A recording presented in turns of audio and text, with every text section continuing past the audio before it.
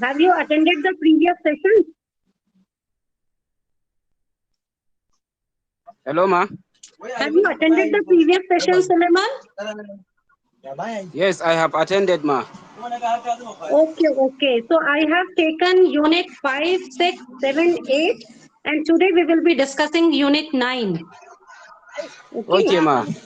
So we have already talked about delegation of work, how to manage meetings, what are the main criteria and the points to be considered while conducting a meeting, what would be the responsibility of the team leader and all. Okay, so I would appreciate if the students, the learners, if they wish to ask anything related to the previous two sessions too, but at the end of this particular session. So Suleiman, you are the only one who has joined from the student side? Yes, ma. I'm the one. Oh, okay, okay. So is there something you would like to talk about? Then I'll start. No, you can just start. Okay, sure, sure. Maybe the other students will join in a few minutes or so. Actually, I too rushed from my college to reach in time to start this particular session. Okay, so the unit 9, which we are going to discuss today, is related to decision making and problem solving. We all know that in the PG DSLM course, we are talking about the block in which how the teachers act as school heads. The school head is considered as the school leader too, because he is the one or she is the one who is leading from the front. So it is very essential that during the meetings and otherwise in the day-to-day functioning of the educational institution, there are many problems which they face. There may be some problems related to finances. There may be some problems which are related to discipline, and some other related to delegation of responsibilities, as well as conducting of different kind of activities in the school. So different kinds of problems may arise which may relate to students as well as teachers, the other staff members, and with seniors too, that is related to the government officials and the policy makers. So it is very essential that the school head, the head teacher, needs to be very much aware about the problems and how to solve these problems. This needs to be considered in a very important manner. And for solving a problem, it is very essential that he or she makes a decision which is for the betterment of the institution, because we all know, when we are associated with any kind of institution, or when we are part of any institution, be it social or educational, so taking right decision, so that the students, the teachers, the academic functioning of the college and the other type of day-to-day functioning, it also gets benefited and moves in the right direction. So when we are talking about the role of the head teacher as a school leader, decision making and problem solving are two areas which the head teacher needs to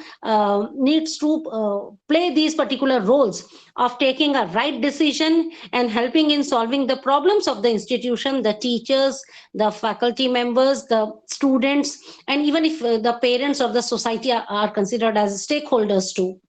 So when we are talking about problem solving or decision making, one thing is very essential, that to solve any kind of problem, we shouldn't go to only one kind of approach only, uh, because the nature of the problem differs.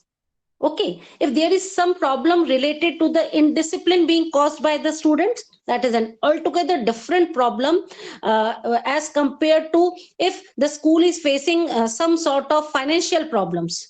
So the nature and kind of problem is altogether different at different times. So it is essential that the approach to solve that problem should be according to the need of the problem and the number of and the different kind of people who are involved in the problem. If the problem is related to finances, then obviously the finance officer of the institution, the authorities which disperse the funds, they are the ones who will be responsible for solving that problem, who are involved in that. And if there is some problem related to the number of students who are not participating in any sports event, then it is a problem related to the students. Sometimes the faculty or the teachers may feel that they are not getting the appropriate kind of duties or the during the delegation of responsibilities. Some are feeling overburdened and some are feeling overlooked. Then the people involved in this problem are the faculty. So depending upon the nature of the problem, the kind of the problem, and the people involved in the problem, different approaches can be followed. Basically, we will be talking about two approaches. One approach is rational approach, and the other one is appreciative inquiry. When we say rational approach, it involves that the problem is clarified, it is given a clear definition, and there should be a clear description of the problem. Then what may be the causes of the problem, the most probable causes, a whole list is made, and then alternatives are found. How many alternatives can be there to solve that particular problem? Each alternative solution is then assessed, choosing one by one.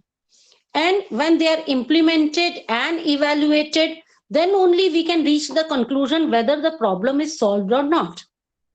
If we say there is a problem of students coming late to the school, so what may be the different reasons for their coming late? That is about the causes of the problem. Students coming late to the school, not coming to the school according to the timetable, not reaching during the prayer time or during the time when the attendance is taken. That is the description of the problem. And what may be the causes? Maybe at that particular time traffic is too much, or the school is very far away, or the students feel it is not essential to reach in time because that is a wastage. They should directly go to the class. So there is no need of attending the assembly. And maybe sometimes even when the students are not reprimanded or they are not punished for coming late, it can also cause the late coming by the students. Then what may be the alternatives? Can the school change the timings so that the traffic is not so much? Whether some extra time should be allowed, 4 minutes, 5 minutes, to the students who are coming from some such far off places, and the students who are always punctual, whether they are rewarded or not, or the students who are coming late need to be punished. It shouldn't be any physical punishment, but some other kind of punishment, or they are given some other responsibilities or the tasks to be done, so that they understand that they are coming late and it is not good. So different alternatives are found, and these alternatives are then assessed one by one by implementing them, by evaluating them, and that particular alternative which solves the problem, and sometimes it may be more than one, it is used to solve the problem. So this is called as a rational approach. This is one kind of approach to problem solving. Another kind of approach can be appreciative inquiry. In this particular approach, the problems are results of our own perspectives on a phenomena. For example, some people look at a particular situation as a problem. If I think it is a problem, then it will obviously become a problem for me. But maybe the same situation or the same condition or the same thought isn't considered as a problem by any other teacher or any other individual. So appreciative inquiry means when we feel that we are stuck up with the problem, it includes identification of the best times about the situation in the past, whether that situation has occurred in the past too. Okay, and then we can rethink what worked best at that particular time and what we want in future. what is our strength, what are our weaknesses, and how we can utilize our strengths to work towards our own vision. For example, students not sitting quietly can be problem for one teacher, and he or she may always think that the class is getting disturbed, the students are talking, I'm not able to concentrate, I'm not able to complete the syllabus in time. This may be considered, the talking of students and not paying attention can be considered as a problem by one teacher.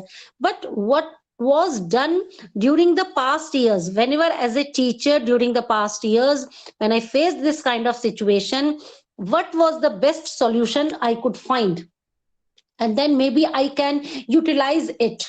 And what is my strength? If I can make very good rapport with the students, so making rapport with the students is one of the strengths which I can use, and work on it, and include more and more students in interacting more with the teacher, in such a manner that the syllabus or the particular topic we were talking about, we are discussing, can be the main center of attraction and focal point around which all the students now suggest their views, give their understanding, their reflections, and if they are facing any problem in understanding the topic, they are allowed to talk. So this talking of students is considered as a problem by some of the teachers, and if someone thinks that if I can include more and more students in the teaching learning process, it will be more deep learning by the students. Okay, so this is called as appreciative inquiry. When students or teachers are coming late, when some students are getting bullied, or there are financial problems in the institutions, these are different type of problems being faced. Now I'll ask a very small question, and just you have to just give the type of approach you will utilize. For example, if I'm talking about the corporal punishment being given to the students, and this is a very big problem, because punishing students or giving physical punishment is not the only thing that should be done in the schools, and sometimes it affects the students a lot. So if you are the teacher, which approach will you utilize regarding to the problem of corporal punishment? Whether you will utilize the rational approach or the appreciative inquiry? Anyone or two can answer. Muniba, are you there?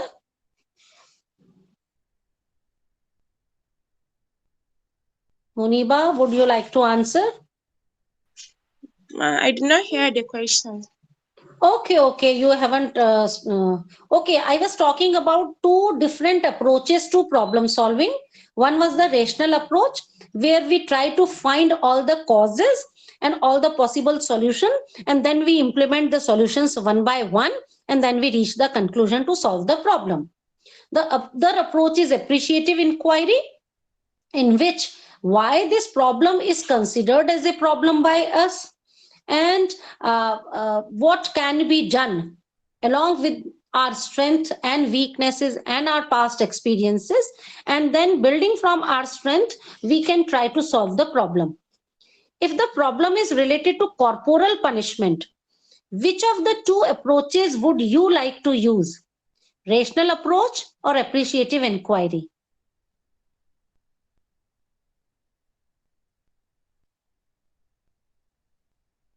Anyone else can answer too? Suleiman, Buki, presents. A few I can see. Anyone who would like to answer? Okay, ma. Me, Okay, Suleiman. I prefer rational comprehensive approach. Okay, Rational rational approach. approach. Okay, thank you. Yeah. That was the only thing I wanted to ask. Thank you, dear. Now we will talk about why there is requirement or need of problem solving and decision making. Okay, problem is something which can cause distress. Okay, and when a person is not what he or she would like to be, then there a problem arises. And one more thing is, school heads have to make one or the other decision. They have their own set of problems, and they have problems from the student side, teacher's side, the other staff members side, from the government side. He or she may face many different kind of problems. Some are their personal ones, okay, but they have to reach a solution. They have to make a decision. Now, if they solve the problem in an effective manner and they are able to make decisions, so the decisions will be more rational and wise, and they can see whether they have different problems and they have many other important things to be done as a school head. And then they won't be making any decision which is not liked by all, or which is not for the benefit of the institution. And they can also avoid irrational ideas, assumptions, fears, and emotions too, because we all know that if I have some false assumption about some student or a faculty, or I have fear of some higher authority, or if I'm a very emotional individual who is affected by each and every other person's behavior, then it will hinder my capability of solving a problem and decision making. So it is essential, there is a very high need that the head of the institution is able to solve problems and is able to reach a decision and make a decision by which the educational institution is getting benefited. Because the main vision, the main goal of any school head is to academic progress of the students and the institution, and the well-being and their well-being too. So for that, problem solving and decision making is very essential. When we are talking about decision making, so decision making is not one time thing. Decision making is a whole process, and it does takes some time in our initial years as a school head if we don't have much experience. So we should understand some basic characteristics of decision making. For example, when we have different course of actions, okay, so from those different course of actions, which is the best action which we should choose? So decision making is that process.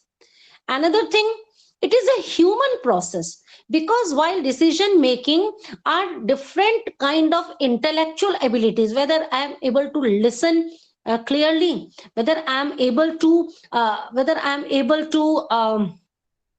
understand what are the reasons behind it, whether I have empathy, sympathy, whether I am able to have some proper logic and reasoning behind those particular problems. So it is a human process.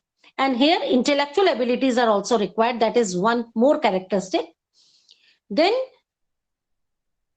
decision making is the end process. Okay, when the process starts and when the decision is made, that is the end process, and it can't be done in a second only.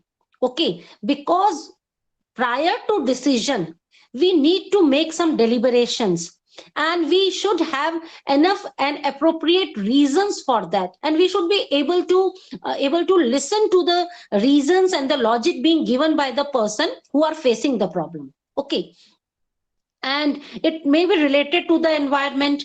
For example, if there is some problem of indiscipline, that may be due to the environment of the school, that may be due to the behavior of the teachers or the behavior of the students. So whenever the head teacher is taking a decision, the environment needs to be taken into consideration. What are the circumstances? Okay, I can't take same decision in two different circumstances. For example, when a student is coming late and a teacher is coming late, I can't give the same decision to both of them. Okay, so in the same way, there can be different circumstances, and depending upon the circumstances, the right kind of decision need to be made. And decision making, it involves a time dimension. I have already said you can't take a decision in a fraction of a second. Depending upon what kind of problem it is, you have to find out the different causes of it. You have to listen to other individuals, what they are saying. Then you have to find the different solutions. and then you can give a decision. So it is a time taking process. It involves a time dimension and a time lag too. Okay, only a few problems can be such that the decision can be taken immediately. Otherwise, most of the in most of the problems we see that a time lag can be there, and decision making has a purpose.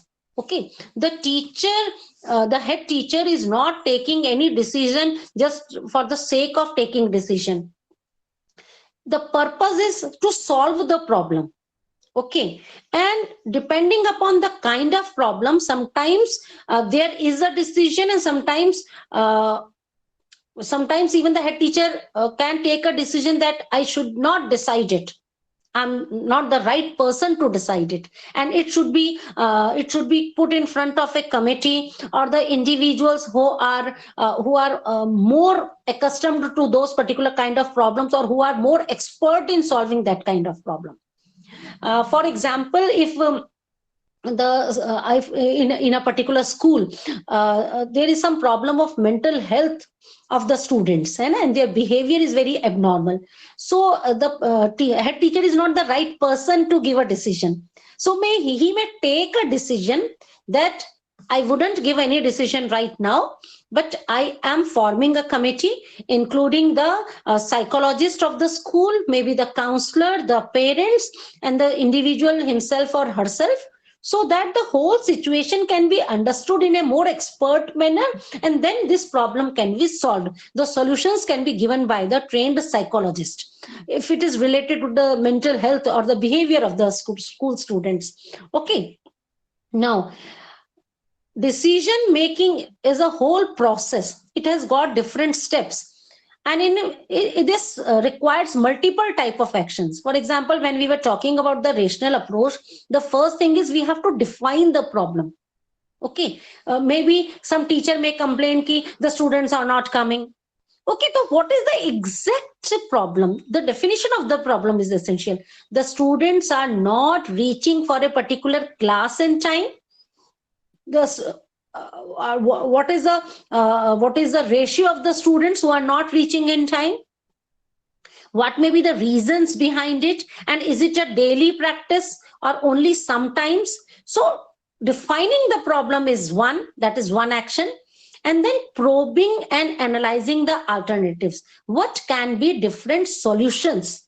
And then these solutions are implemented, and then according to the success, the final choice is made. So it involves multiple actions. Okay, defining, probing, analyzing, finding the alternatives, and then those particular alternatives are then taken into practice, and then assessment is done, and the one which is most effective is then used as a decision. That is the decision which is being given.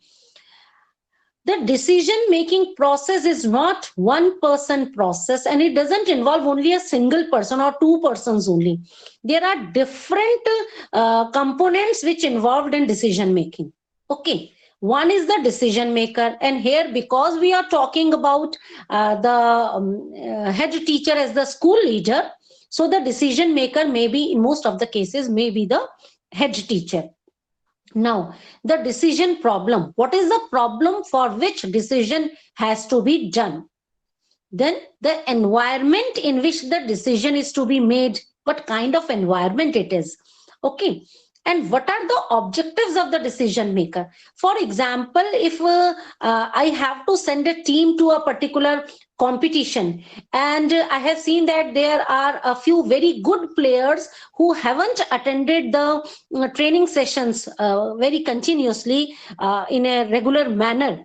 But if I want my team to win, then obviously those players who have got experience, who were the team winner, who were the winners, who helped the team to win, okay, then they can be included in the team even if they haven't attended all the regular sessions. Okay, so what is the objective behind the decision, and what can be the alternative course of action? That should also be taken into consideration. And if I'm using a particular kind of alternative, what is the outcome I expect?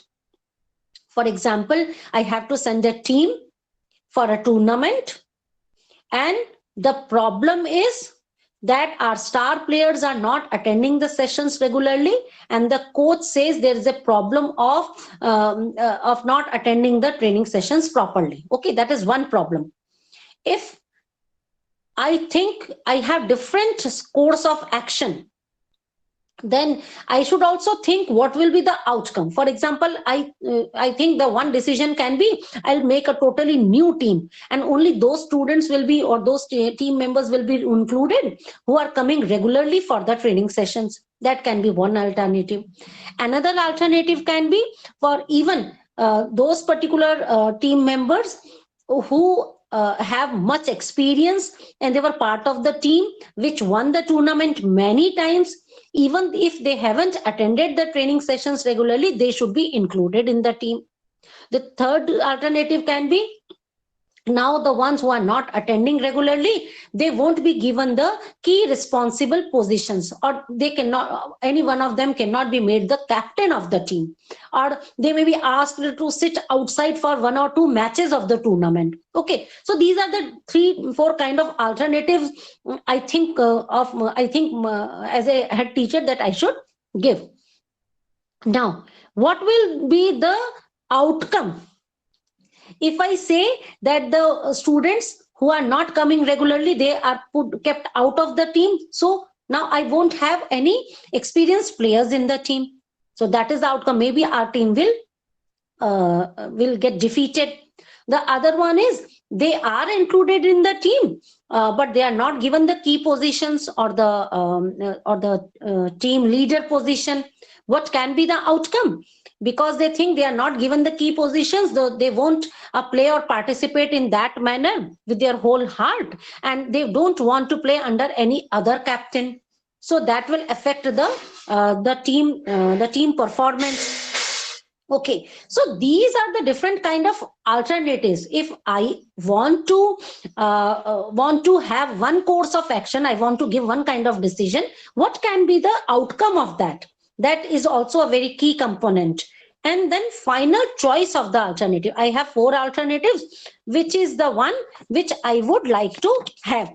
For example, in this particular situation, as a head teacher, and because I do not have much time, maybe I would have given a decision that the star players or the experienced one, they need not have to be as much practice sessions as the new team members need to have.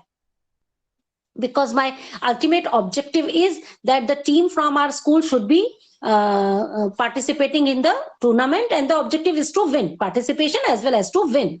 Okay, and the experienced players will help in that, and the new ones will be more than happy to play with them, to be a part of the team. Okay, so that decision I have taken, the which alternate I choose. Okay, depending upon the outcome. And what is my objective? My objective is that the school should win. And for that, the alternative I have chosen is that the senior experienced team members are included, even if they have missed a few sessions. Okay, so decision making is a process. And in this complete process, the first one is we set goals and objectives. What is the goal and objective? And then what is the problem? The goal and objective of any educational institution is a benefit of the institution, benefit of the students, their all-round development, and the well-being, as well as proper participation of the teachers too. Okay, that is the basic goal and objective. Then problem recognition. What is the problem? The problem needs to be recognized at the right time. And then information should be searched why this problem has arisen. What are the different reasons behind this problem? And among these particular different reasons, now we can see alternatives, which is important one, which will lead to a solution, which particular aspect is there, which is silent, which doesn't affect much. Then only we will be able to choose the action. Then that action will be implemented, and then we can understand that the process are the different kind of processes. Some processes which we or the decision which we have made, they can be active, and some may be hidden behind, that can be considered as a passive processes. And then what action we have taken, these things are very important. So the goals and objectives of problem solving and decision making should be very, very clear, and that is the first step. Okay, now a decision means that after consideration we have reached a conclusion. Okay, we have considered the different reasons behind it, the process, what are our goals and objectives, what can be the alternatives, and which alternative is to be chosen. It is evaluated, it is assessed, it is implemented, and then whichever is the best one is then the conclusion. So this is a determination which the head teacher has arrived after consideration. Okay, and this is the strategy which is utilized to resolve the problem. Okay, so what are the different kind of decisions? So basically decisions can be classified into 5 major types. They can be of 5 types. They can be many kind, but the one who are more important and the major ones, the one is organizational and personal decisions. Okay, personal decisions are those which cannot be delegated to other.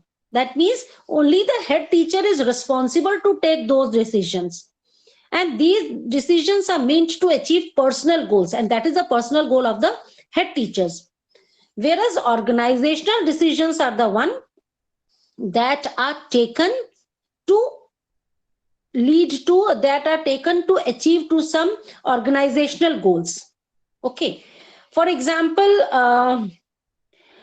the performance of the students is an organizational goal.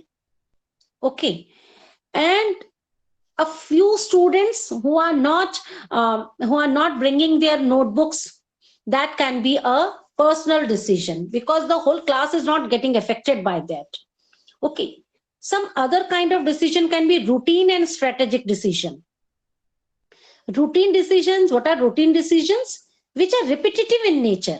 For example, we have some rules in our school, some procedures and some policies are followed. For example, for admission process, class 1, the student should be of 6+ age. Okay, that is a routine we follow, that is a policy we follow.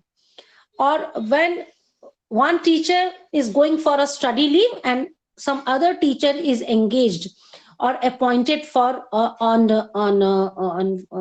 some time only. Okay, that is another one. But sometimes when the teacher is on leave for a day or two only, so any other teacher who teaches the same subject or teaches the same class and is free in that particular period can be asked. Okay, so this is a routine decision. Today the class, a particular class has a match, and due to some reasons most of the players are absent, so the match cannot take place in that manner, so the match is postponed for some other day. Okay, that is a routine decision.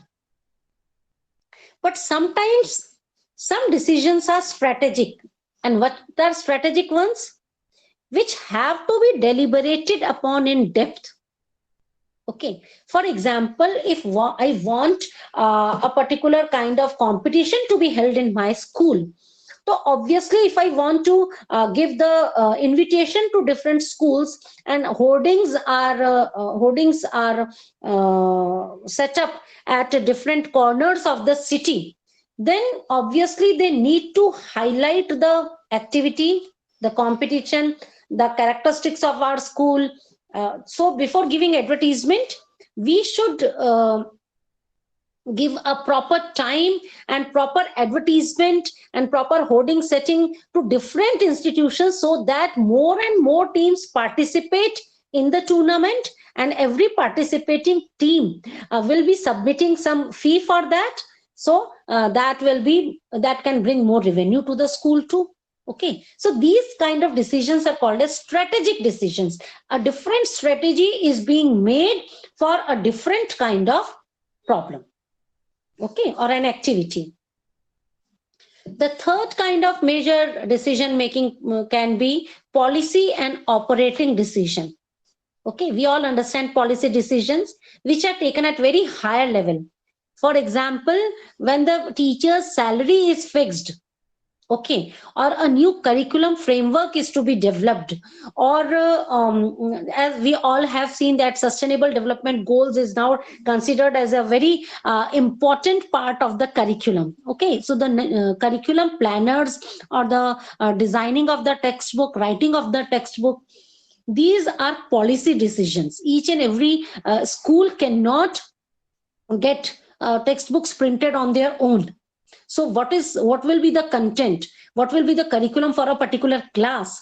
All these are policy decisions. Same is the fixation of the salary, as we have, especially in India, we can talk about that. Now we are talking about the 7th pay commission. So every 5-7 years, depending upon the need, depending upon the requirement, depending upon the prevailing economic condition and situation, the pays are revised. That pay cannot be revised by the head of the school.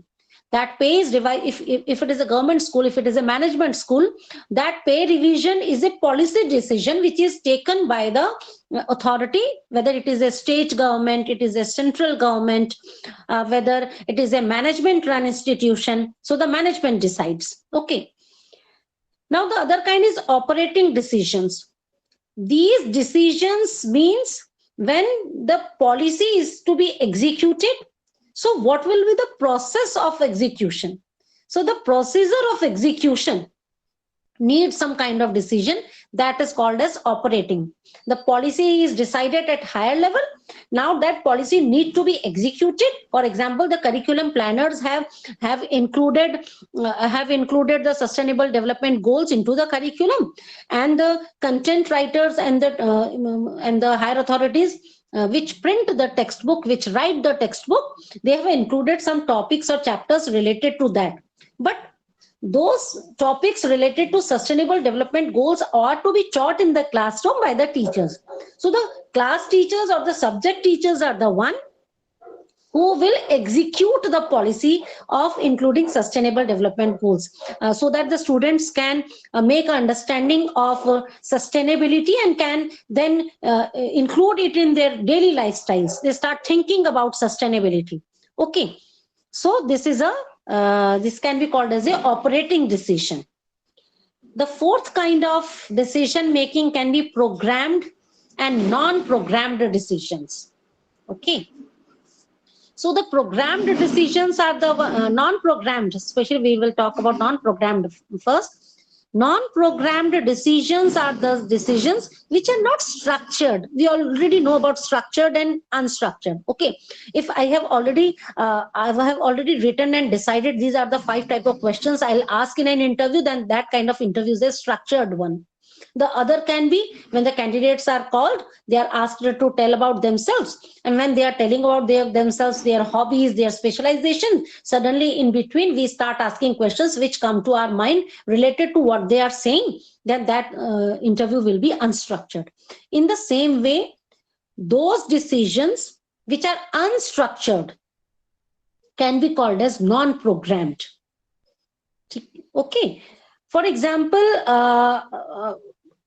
when a situation arises that a student has failed in a subject and for the very first time, or has scored very less marks, the head teacher can may analyze the reasons behind it, and then they may analyze what are the reasons for scoring very badly or not performing well in the exams, and then the head teacher can ask the student to follow a particular type of routine to gain more marks or to pass that particular examination. So this kind of decision is a non-programmed one. Okay, you haven't decided anything earlier, whereas programmed decisions are the routine type and they are repetitive in nature. Okay, for example, at which time the first break will be there, at which time the half yearly or the yearly examinations will be conducted, at which time the particular time of admission process or holidays for a particular season will be there. These all can be considered as programmed decision, as we have seen that during the onset of the academic year, the whole academic calendar is being formed. Which months will be more beneficial or more useful for a particular kind of activity, by which time the courses will be finished and then examinations can be taken. All these can be considered as the routine and the repetitive decisions, because they have to be taken every year, and these are programmed ones.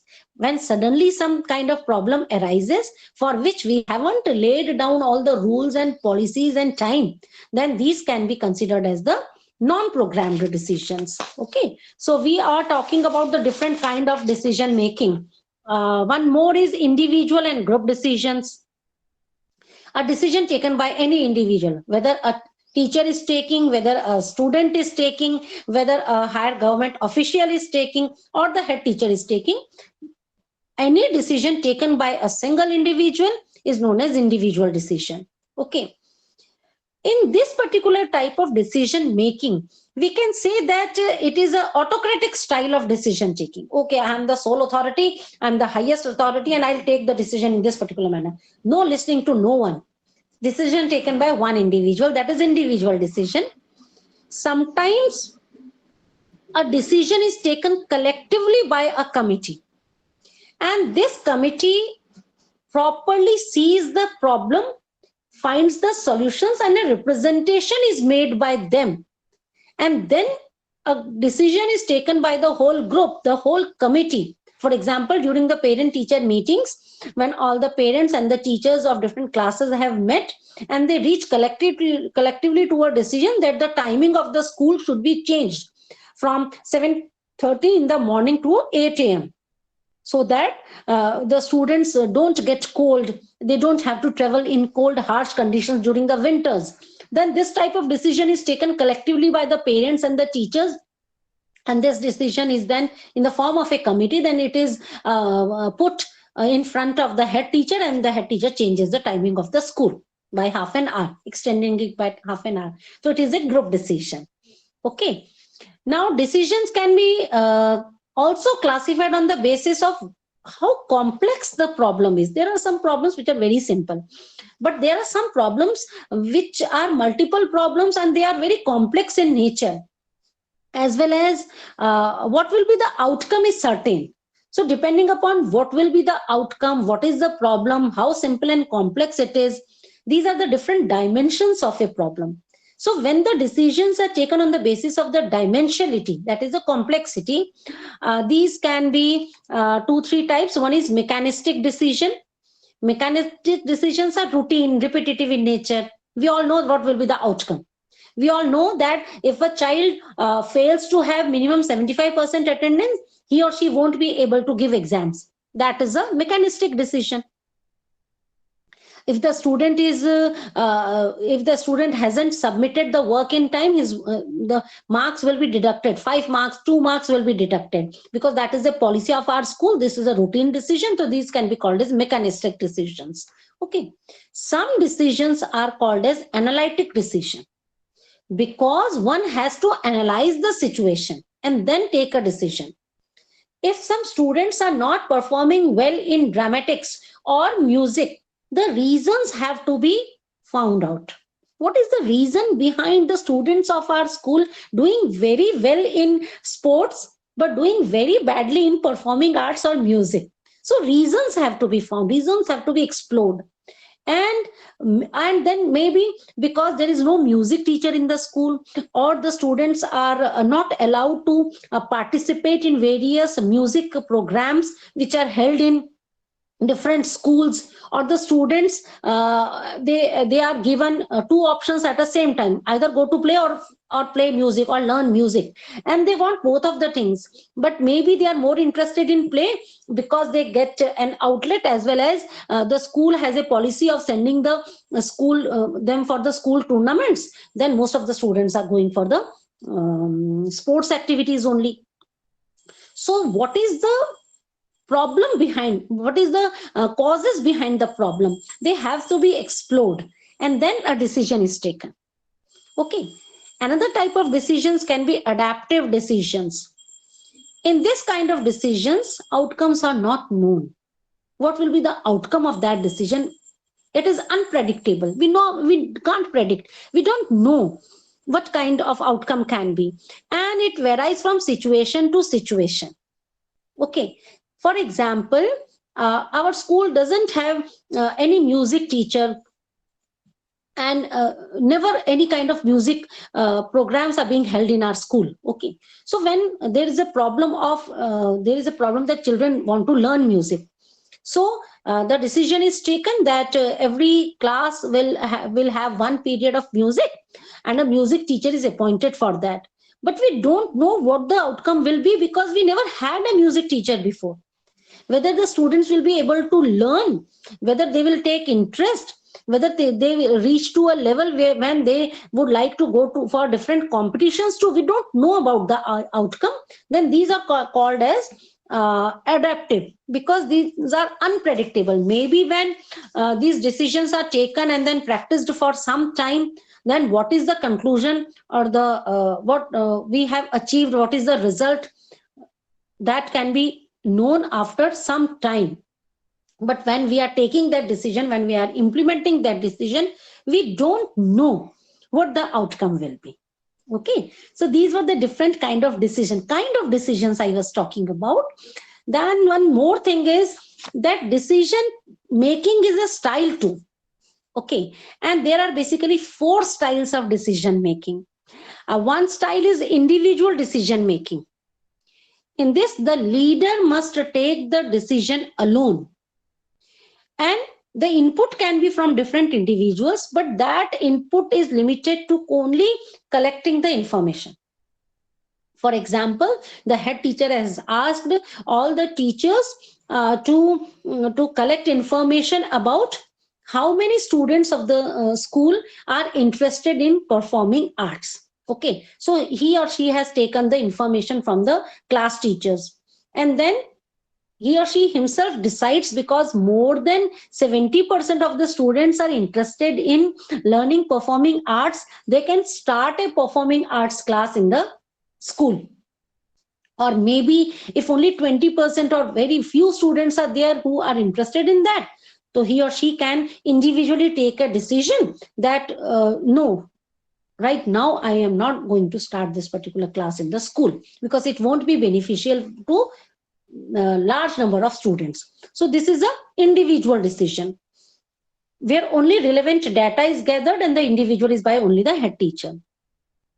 Sometimes the decision making is done through consultation.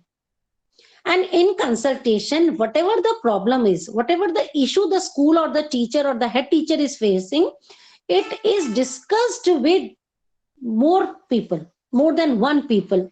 And then their ideas are taken, what are their opinions, they are heard, and what the suggestions they give to solve that problem, all are heard, discussed, and then a decision is taken.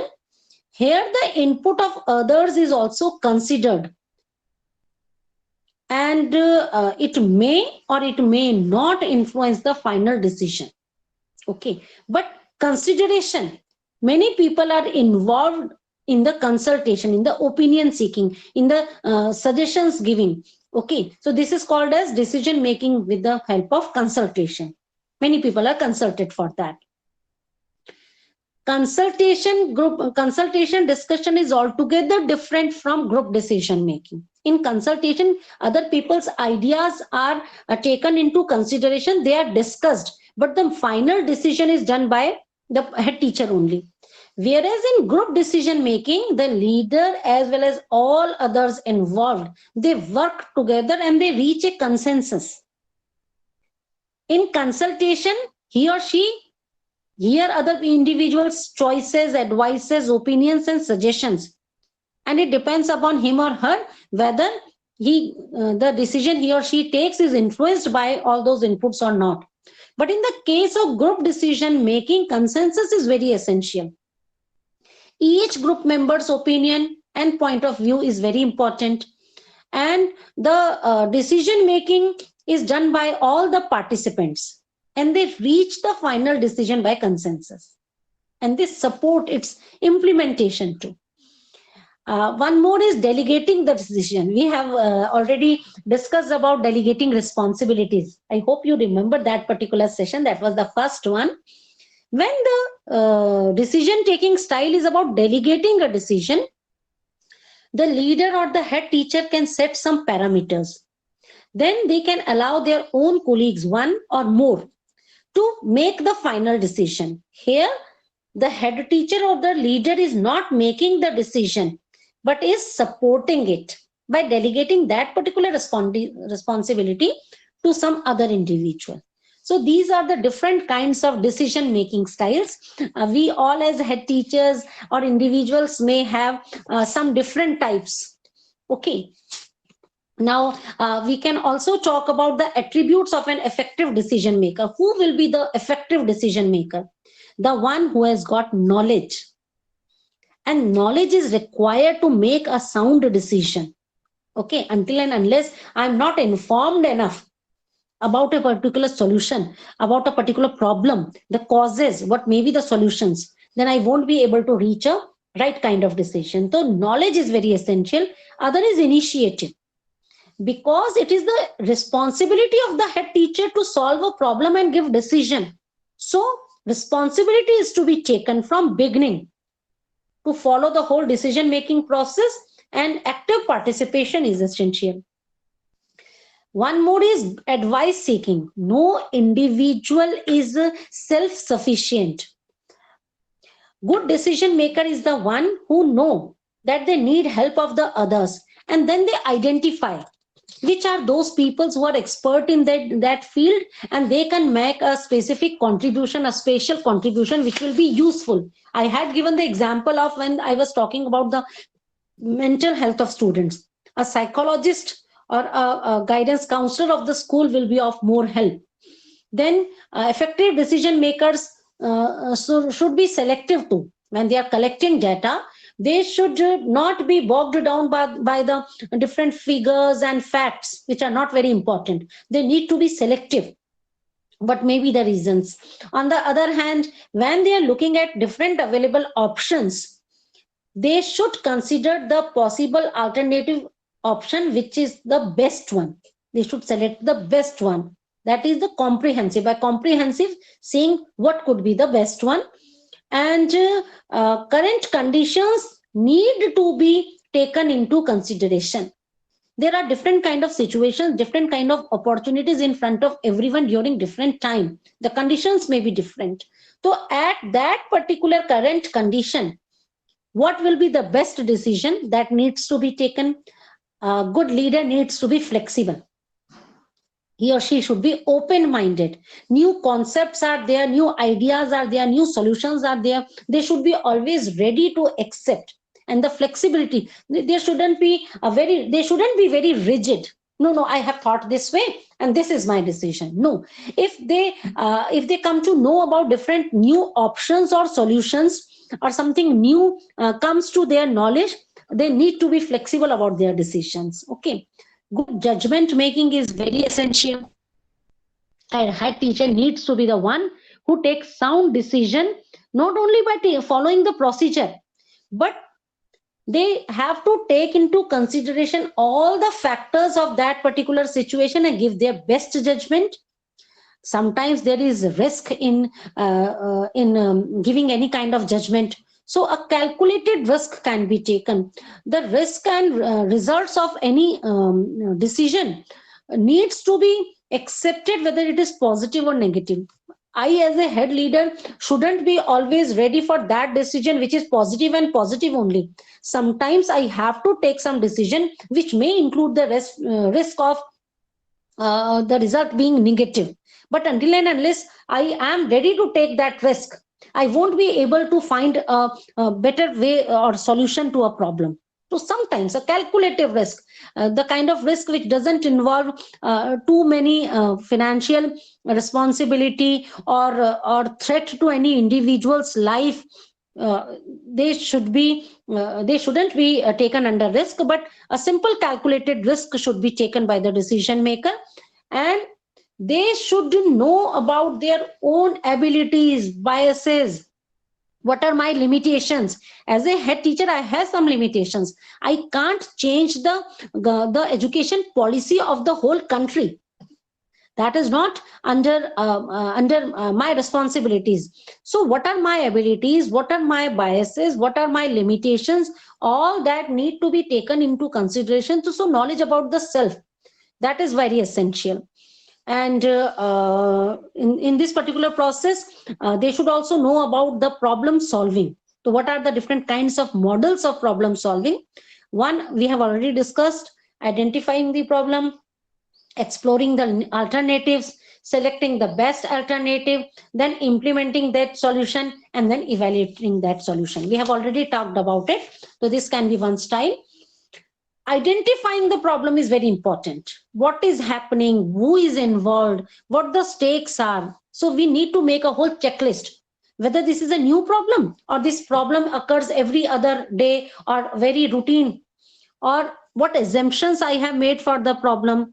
Can this problem be related to some other problems too, or whether it can be restated in some other terms too, whether the information I am getting is accurate or not. What additional facts are needed to analyze these problems? These are the different identification of the problems, and different alternatives need to be explored.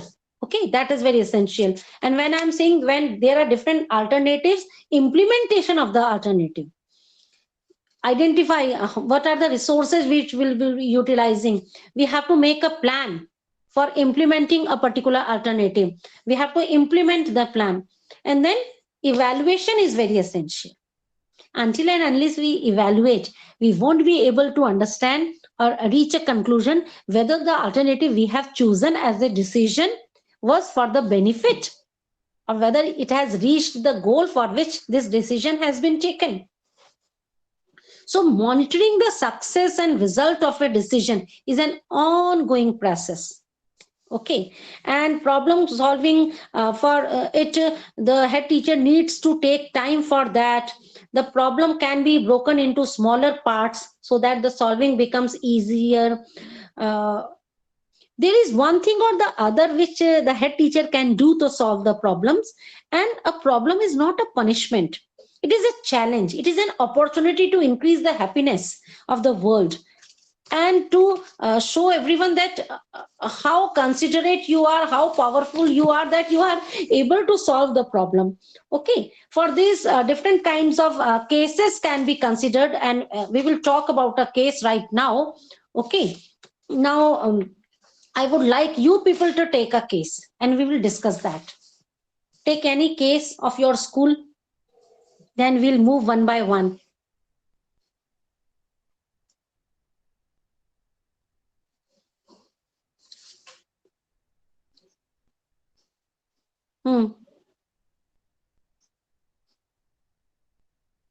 Take a problem from your school.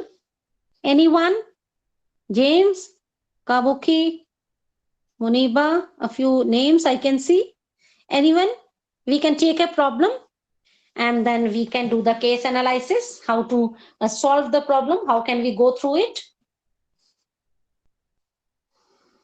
The two cases, they are given in your study booklet. You know, we won't be discussing that. That you can study on your own. We will take a new problem and then we will discuss it.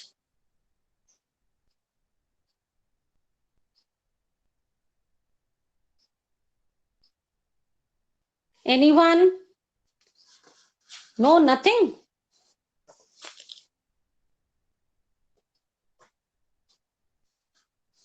Should I give you a case?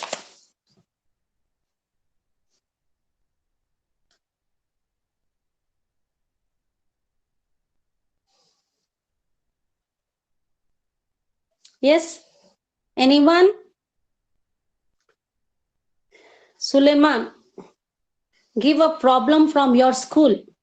The problem can be faced by you as a teacher, or the problem related to students, or if you are if you are head of any departmental committee. Okay, ma.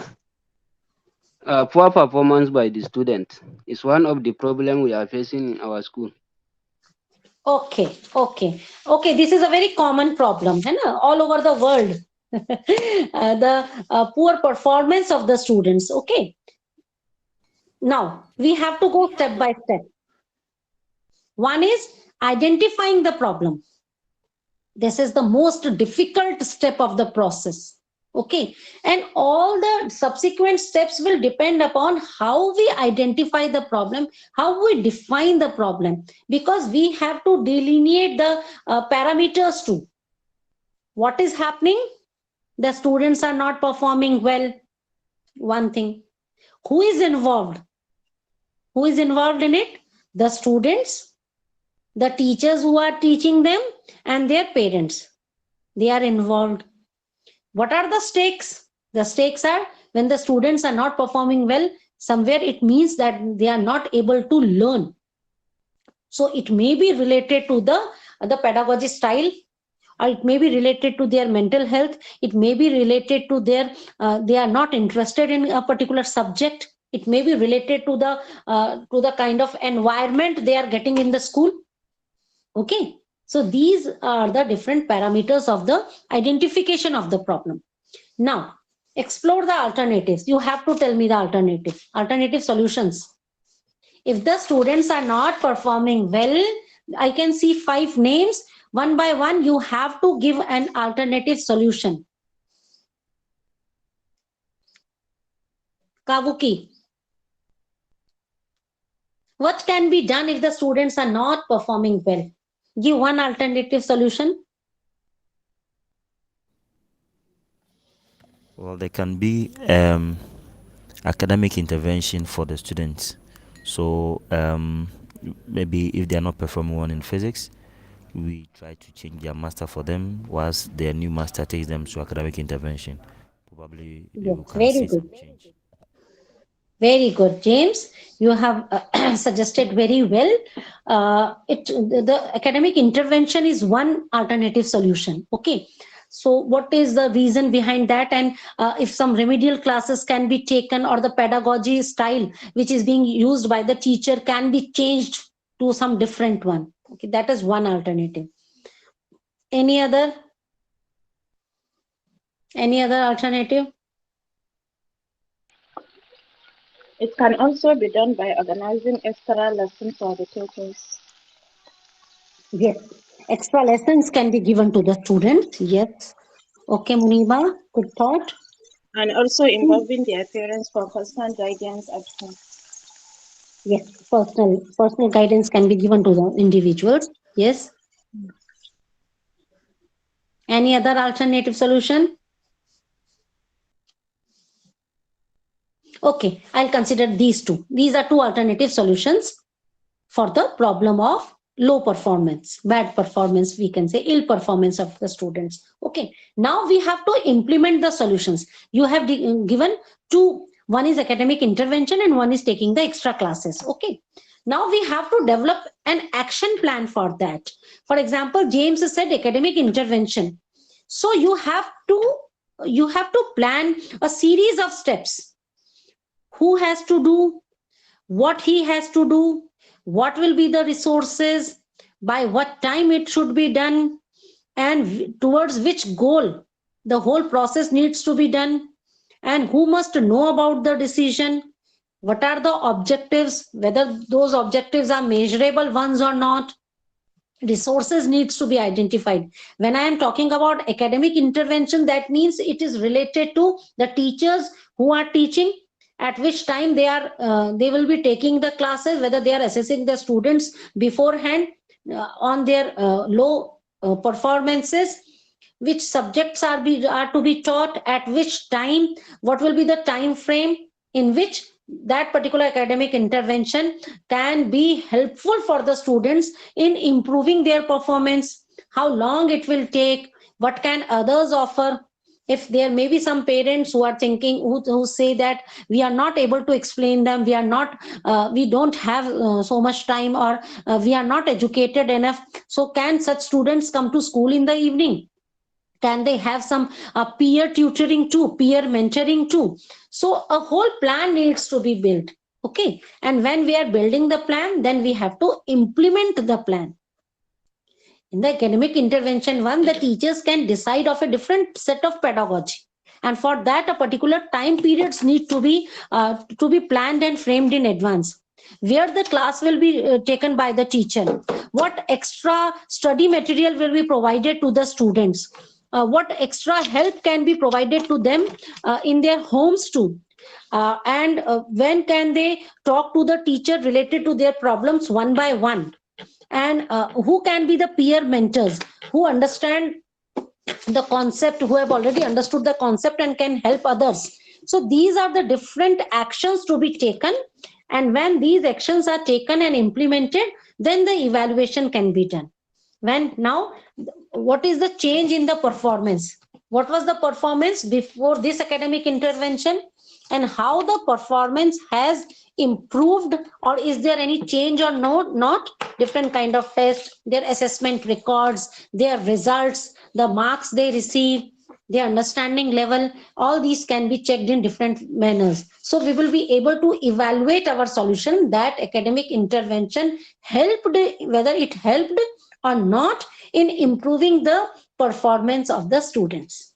Okay, so problem solving, there can be different solutions to one problem, but we need to explore the alternatives. We need to seek the solution. For example, we can talk to the parents.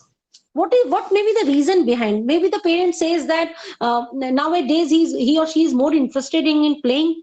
He or she is he is spending a lot of time in the social media.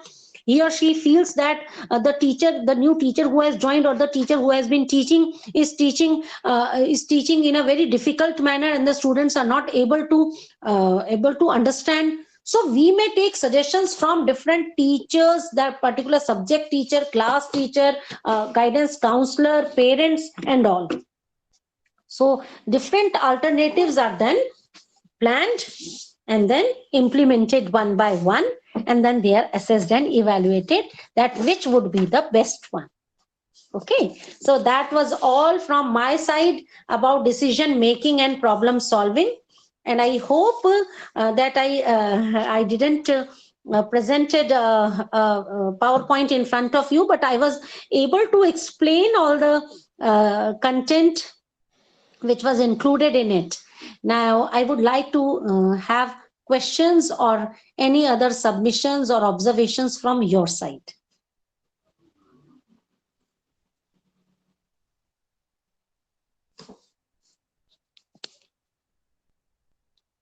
Yes, Muniba, James, Kabuki, Suleiman, and MB. I can read the 5-1. And Muniba has left due to some reasons. MB? Okay, ma, I have a question. Yeah, sure.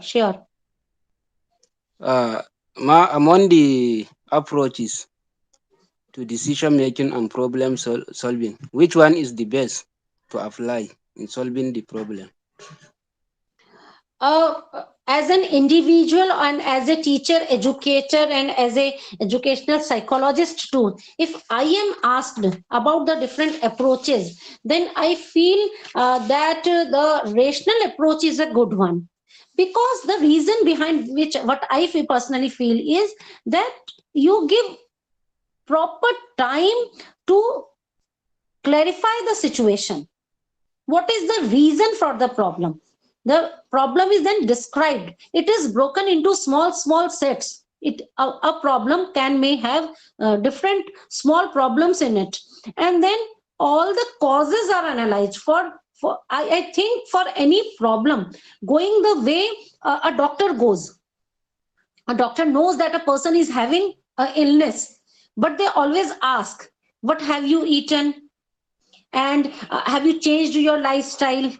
And then they diagnose whether the heartbeat has increased or not, whether the pulse rate is good or not, whether the temperature is rising or the temperature is low. So all the reasons are found, and I think any decision can be best taken only if we know the causes behind that problem. So as a teacher educator, I think that rational approach is a good one. But we can also utilize the appreciative inquiry in that particular manner, that we shouldn't take any problem as a problem.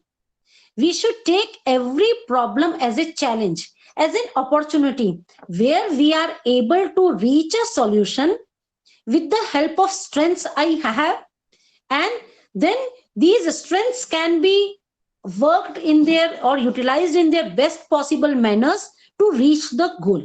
And our goal is the upliftment and the learning of the students.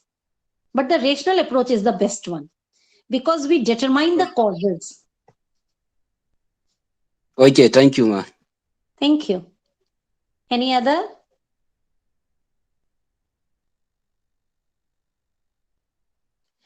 Whose voice I haven't heard yet? MB?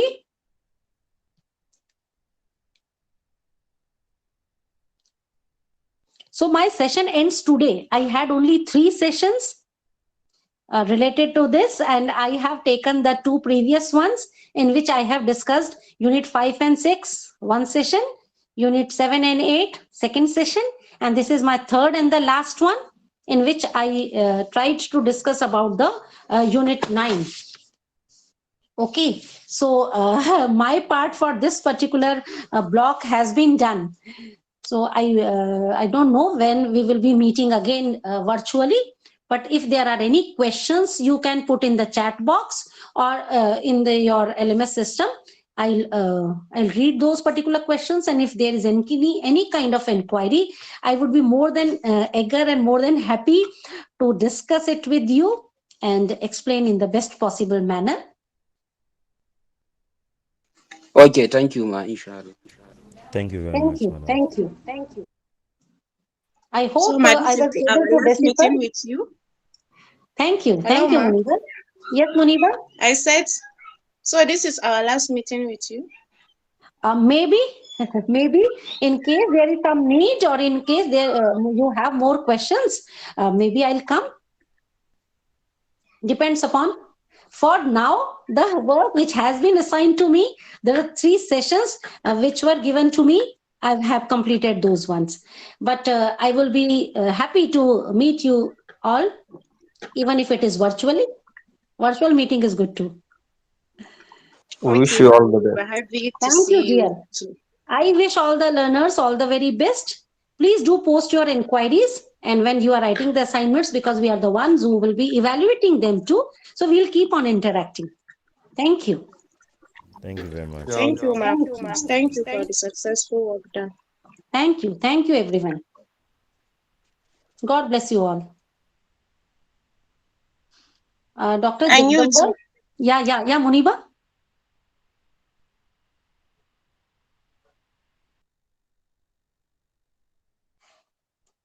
Dr. Jagdamba, can we end the meeting?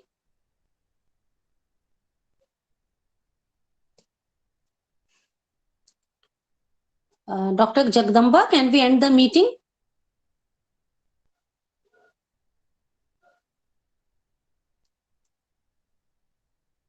RC Dehradun, are they still there?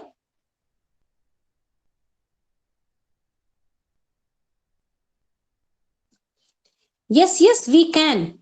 Surely we can. I was reading the chat, and it is good. Yes, we can.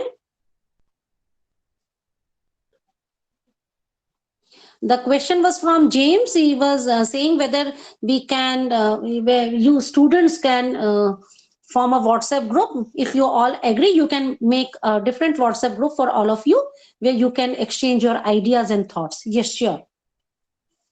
I think that would be Yes, a very nice one. we agree. You are only 5 now. You can exchange your numbers and make a WhatsApp group for that. All right, then I will create a platform then, and I'll send the Yes, link so that we all. Yeah, sure. Why not? And then in case there is any need, you have got the YouTube videos. You can watch those YouTube videos by different counselors and can go through it again. If you have missed something, then maybe it will help you. Okay, thank you very much, ma'am. Thank you. I was just asking Dr. Jagdamba, the RC Dehradun, can we end the meeting?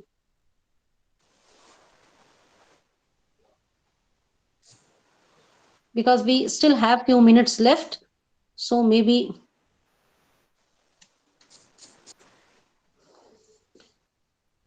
should I call them?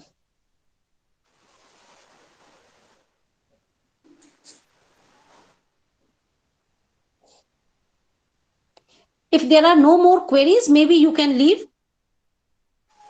And even I leave the one if we don't have any other things to share. Okay, let me ask one thing. All of you are working teachers? Yes, Yes. ma'am. Yes. Okay, Yes, okay. yes, One by ma'am. one, please tell me the years since when you are teaching and your subject. We will start with Kavuki. Kavuki? Okay, Muniba, you can start. Yes, ma'am. Since when you are teaching and which subject do you teach? I have been teaching for like 10 years. Okay. I teaches various subjects, but for now I'm a physics teacher. Physics 1. Okay. So you a postgraduate in physics? No, ma. I'm an undergraduate. Okay, okay. Okay, well, so good. Now any other one, Suleiman? Yes, ma'am. I have been teaching for only 3 years. Okay, now only three is a good time. Which subject do you teach? Okay, I teach in the Department of Public Administration.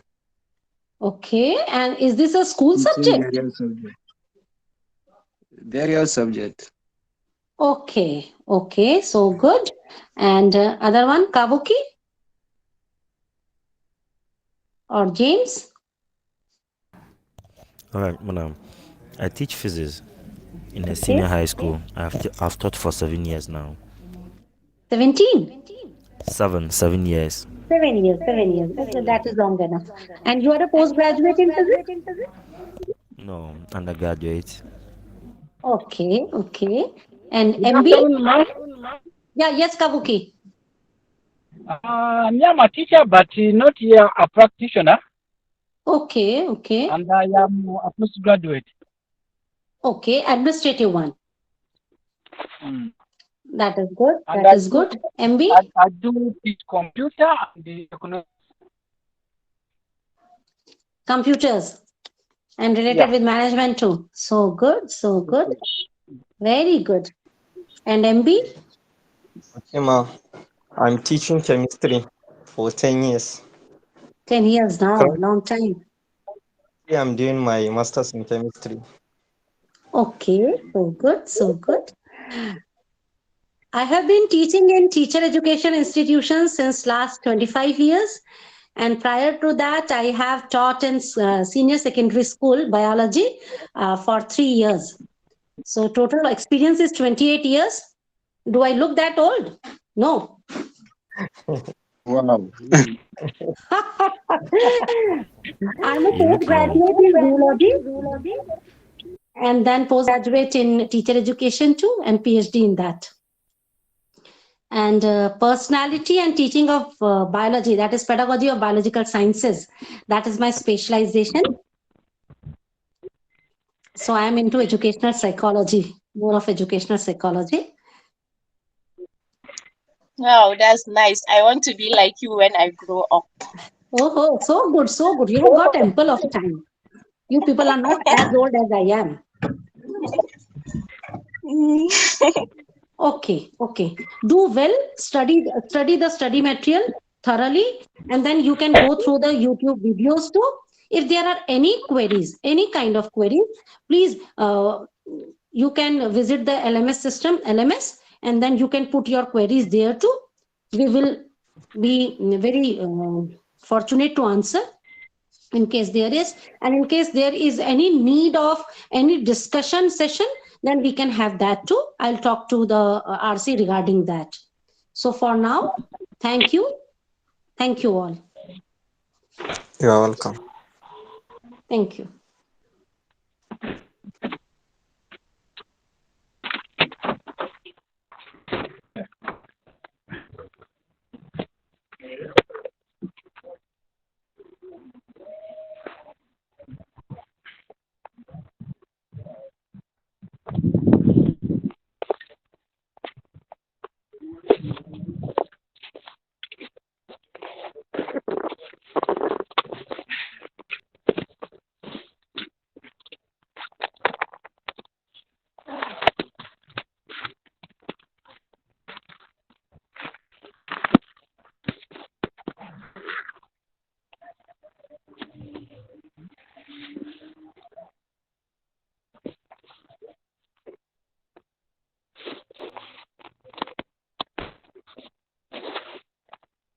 Practitioner.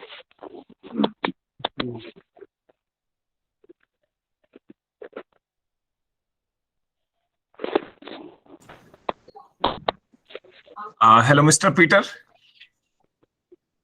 Yes, please. Yeah, is meeting over? I could not notice.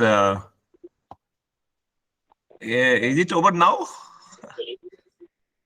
Yeah, it is over. Let me check whether the resource person has said that it is over. Yeah, it is over. Okay, okay, welcome. Okay, Okay, thank you. yes. Hmm.